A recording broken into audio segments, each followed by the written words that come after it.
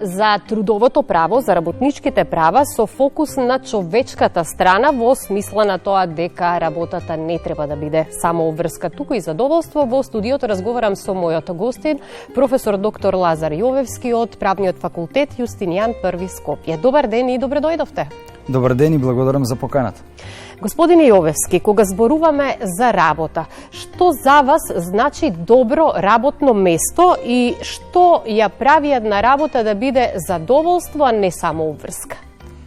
Многу убаво, интересно прашање и невообичаено морам да кажам. Работата за мене е вистинска ако вработениот пред се ја сака својата работа. Ако оди на работа со насмевка, односно нашиот народ вели оди на работа, а не му се враќаат нозете тома, така, нели? Понатаму работа која што како услови за работа и како атмосфера е пријатна и достоинствена, би кажал. И секако не помалку важно, последно, но за некои најважно, платата, паричниот надоместок кој што се како компензација се дава за трудот да биде на висината на достоинственоста. Што значи тоа? Тоа не значи дека платата можеби треба, сега зависи кој какви нели амбиции има да биде, не знам, некоја максимална плата или огромна, но да одговара веројатно на самите очекувања на проекции на вработениот, од една страна, од друга страна на можностите на работодавачот и трет, ги рекол е пообјективен фактор, а тоа е да биде компатибилна со вложениот труд, со напорот, со производот кој што произлегува од самата работа, од самиот труд, од можеби секој да има желба да има огромна плата, а да не продуцира вредност која што ќе биде високо платена. И сега, дали според вашето искуство работниците кај нас, мислам кај нас во Македонија, се повеќе ги препознаваат своите работнички права или се уште функционира принципот молчи и работи? Ово последново молчи и работи чинам дека веќе се менува кај нас. Во претходните прилози вие напоменавте дека младите веќе поинаку пристапуваат кон трудот, тоа и работодавачите исто така во претходниот прилог го напоменаа дека всушност станува збор за еден поинаков концепт, поинаков свет, за поинакви вредности, но се уште постојат, би рекол, и компании и работодавачи кои што не се на висината на задачата во трудот. Не ги гледаат работниците како потенцијал, како вредност, ги гледаат со некои... Јас би рекла, треба да гледаат на работниците дека не дека само работниците зависат од работодавачите, туку и работодавачите зависат од работниците. Така е, тоа е апсолутно точно. Всушност станува збор, ја често пати се шегувам, се смеам, станува збор за танго. Так. Значи, мора и двете страни да сакаат да играат, да бидат дел од танцот, и да ги усовршуваат чекорите, за да тоа изгледа убаво, визуелно, а во овој случај да работата биде навистина достоинствена и да биде по мера на човекот. На човекот, кога го зборувам, не мислам само на работникот, мислам секако и на работодавачот, бидејќи едниот и другиот се дел од приказната. Едниот и другиот треба да ги надминуваат одредените ситуации и проблеми на нормален начин. Кога се работи, сите ние што работиме, знаеме дека всушност има предизвици, има проблеми. Сега, начинот на кој што се надминуваат предизвиците всушност е клучниот одговор на тоа дали работата е добра, дали е вистинска, дали е атмосферата на работно место во ред или не. Тоа е моето искуство и анализите мои, 25 години тоа го потврдуваат. Така што имаме, би рекол, работодавачи и работници кои што не се свесни за своите права и обврски, а од друга страна имаме работници кои што многу добро знаат кои права ги имаат, но ако од другата страна нема вистински фидбек од страна на работодавачот, многу често заглавуваат, барем во минатото заглавуваат во една не добра работна, професионална атмосфера, средина и слично. Каде е клучот по мене? Кога некој ќе заглави, ќе застане, ќе се блокира професионално, дали е тоа заради платата, дали е заради некое психолошко вознемирување на работно место, дали самата атмосфера, недостоинствени услови за работа или што и да е. Всушност, секогаш ги охрабрувам луѓето кои ќе ми се обратат во вакви ситуации, да направат исчекор. Да направат еден чекор кој што ќе значи промена на прво себе перцепцијата во трудот, да сватат, секој треба да свати дека е достоинствен како битие, пораѓање и зошто би трпеле состојби во кои што... И едно работно место на кој што сте се нашле не мора да биде за целиот живот, за целиот работен век. Токму така, но тоа е една интересна тврдина, би рекол, во човековите умови, каде што луѓето многу често така си ја перцепираат работата, барем по старите генерации, веќе младите не толку, тоа е точно.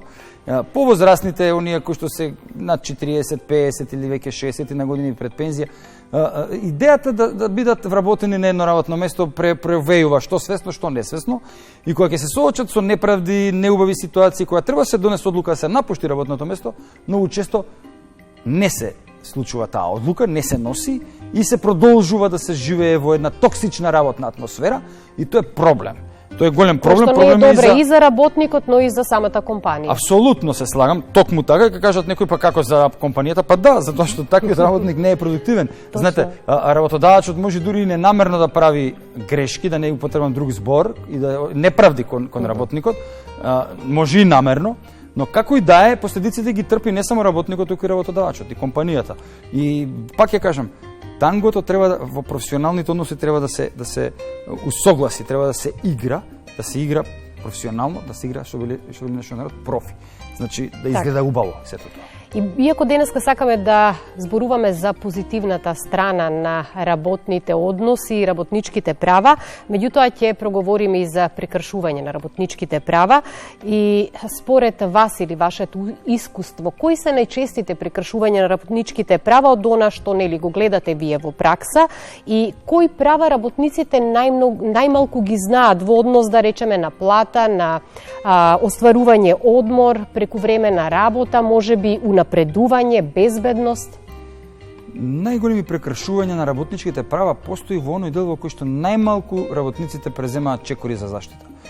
Некој ќе каже тоа е платата или не знам незаконит престанок на работен однос, но тоа не е точно. Секојдневно се прекршуваат по мали права, така да ги наречам, во наводници, мали права, во смисла работи некој прекувремено саат, два, не евидентирано, не платено. Има некоја ситна повреда при работа, не се евидентира, не се преземаат чекори. Некое право се бара да се оствари, кое што е од тековен аспект за работникот, не му се дава или се одлага или се не на вистински начин, на законит начин му се овозможува тоа право. И многу често прашањата поврзани со одморите, со отсуствата, со работното време, со работната атмосфера, со работното место, со начинот на работа, со безбедните здрави работни услови, не се права кои што работниците на дневно ниво бараат заштита. Најчесто, и кога гледате судската пракса, јас тоа доста често го анализирам во последниве години, гледам дека тужбите се за плати, парични доместоци, додатоци на плата и за незаконити откази. Многу поретко ќе најдете предмети судски, каде што работникот се бара заштита во однос на овие мали секојдневни прекршувања на правото од работен однос. И тоа по мене е една симптоматологија на македонскиот трудов свет, кој што ни говори дека сепак ние не сме доволно созреани пред се работодавачите, но и генерално како општество, во делот на тоа да зошто ја да сакам да некој да му прекршам некое право, колку и да е мало, колку и да е небитно, колку и да знам дека тој вработен колега, мој работник немат за тоа да поведе постапка или да ме пријавува трудова инспекција. Зошто да го правам воопшто тоа? Зошто да не ги поставиме работите на една друга основа? Сушност, некако овде ми се поставува прашањето дали пак сега доаѓаме до ситуација работниците да мораат да ја знаат правната рамка, врз основа на правната рамка кои работнички права ги имаат и всушност колку правната рамка влијае врз работата да биде место за задоволство, не само должност, или може ли законот да ја научи една компанија да го почитува работникот, или тоа е прашање едноставно на култура и свест на оние кои што ги водат компаниите? Би кажали двете. И законот помага да се воспостави една добра работна атмосфера, но и самата култура, свест, па би рекол дури домашно воспитување, влијаат на односите во трудот, бидејќи имам покрај право, во работните односи има и социологија на труд, има и психологија на труд. Станува збор за односи помеѓу луѓе. Так. Во професионални активности. Така што дефинитивно спомина времето кога работниците можеа да се стават во една комфорт зона на игнорирање на своите права. Мојот совет секогаш оди во насока: информирајте се, барајте одговори, барајте начин како да ја дознаете вистината. Вистината некогаш е пред носот на луѓето, но не можат да ја видат. Така. Затоа што не сакаат да ја видат, затоа што одат со затворени очи од различни причини. А можеме ли да зборуваме за идеална работна средина, што секако би било идеално за секој работник од аспект на право, но и од аспект на емоционално задоволство и мотивација? Каква би била таа идеална работна средина? Според мене можеме да зборуваме и според мене постои, тоа не е нешто недостижно и од друга планета, туку тоа може Така. и кај нас да се случува и треба да се исполнат неколку услови, еве меѓу кои. Прво, тој што е вработен во исто време да си биде и работодавач. Значи да си има свој Так. бизнис, да има своја компанија. Понатаму да работи во повикот, во талентот, за она што го бива, што вели нашиот народ, да ја работи работата за која што има дар. Тоа не е секогаш за жал работата или професијата за која сме учеле. Така, да. Имаме можеби дар за нешто друго, а сме се образувале во сосема друга насока и тогаш е проблем.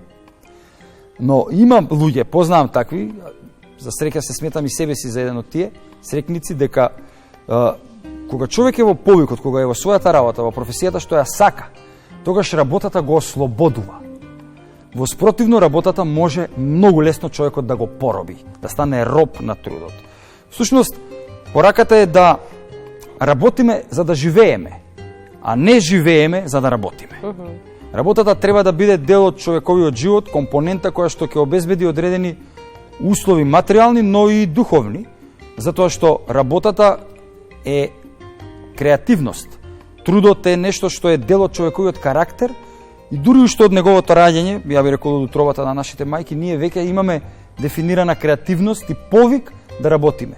И таквиот тип на работа, поврзана со овие две основни компоненти, значи да дојдеш во фаза сам да работиш и во фаза, тоа не значи сам изолиран, туку каде што сам ќе одлучуваш, ќе донесуваш одлуки за своите професионални акции Така. и во талентот, тогаш веќе сите други работи се вклопуваат во една, би рекол, успешна или вие, како што спомнавте, идеална слика, ако може така да се каже. Тоа не е невозможна мисија.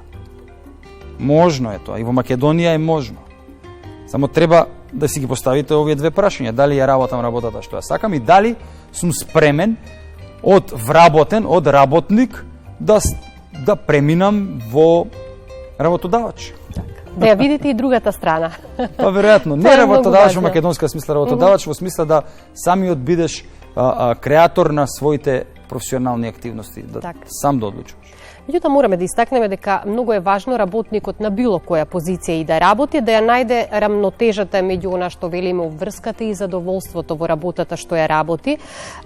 Но ајде прашањето е како може да се постигне тоа, затоа што се не зависи само од нас, не зависи само од работникот, тоа зависи од условите на работата, средината во која што работи, колегите, политиката на компанијата во која што работи. Повеќе сегменти се вклучени во сето тоа. Па и тоа. економијата, Така. општеството, да. Па со мудрост, како да се дојде до тоа.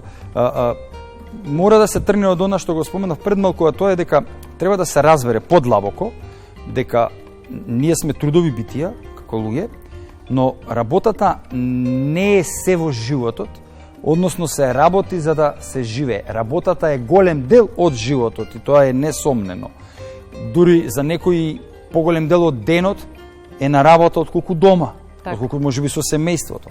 Но мора да се има мудрост да се прави баланс, да се знае до каде може да се оди професионално, а што е тоа кое што е приватна сфера, оној дел каде што можеш да бидеш, би рекол, во еден да се осамиш, да бидеш сам, да бидеш во едно зреење поинакво, за да повторно кога ќе си на работно место, дали е утреден или е после една недела, ако е на пример викенд, да си го посветиш времето, да си ја дадеш таа слобода, да не бидеш цело време преокупиран со работата. Тоа е многу важно и за мозокот, како функционира и умот на луѓето, бидејќи психичкото пак оптоварување на умот и тоа како делува на креативност и продуктивноста за каква и да е работа, од и мануелна и интелектуална работа.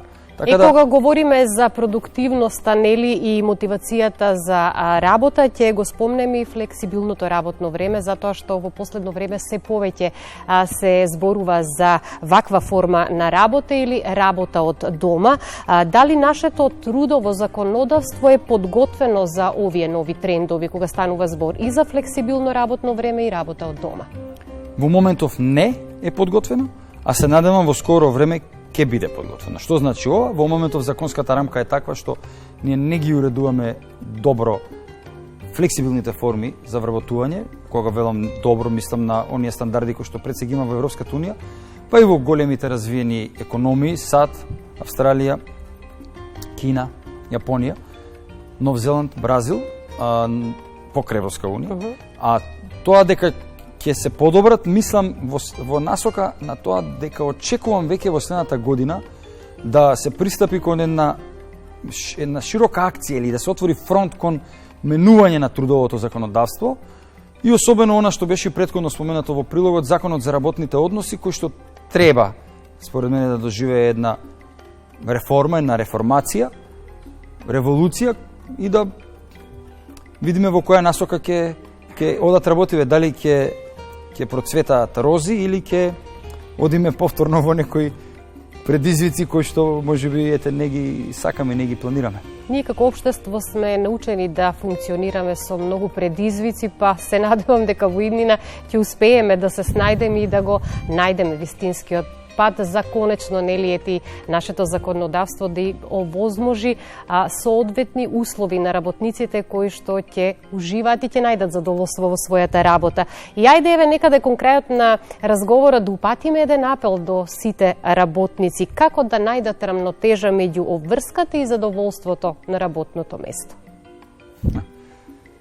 Сакајте работата, работејќите ја онолку колку што е доволно, за да бидете пред се вие задоволни од сработеното, а потоа, ако работите за друг работодавачот, и преиспитајте ги вашите одлуки, дали сте на вистинското работно место, дали сте на вистинската работа, работите вистинската работа, дали работата ве ослободува. Од одговорот на овие прашања би требало да зависат следните чекори кои што ќе ги прават работниците за својата професионална кариера.